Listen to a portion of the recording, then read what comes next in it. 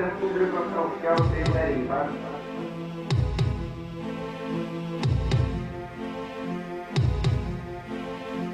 reikšdama tautos valią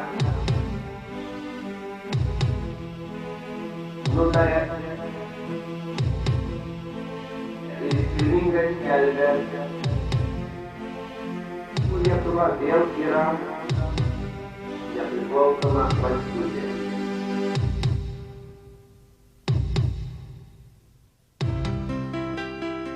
Lietuvos tarybos steigiamojo Seimo rezoliucija dėl atstatytos Lietuvos demokratinės valstybės niekada nebuvo nustoję teisinės galios ir yra Lietuvos valstybės konstitucinis pamatas. Lietuvos valstybės teritorija yra vientisa ir nedaloma. Joje neveikia jokios kitos valstybės konstitucija. Aš jau nebekeliu minčių apie tave.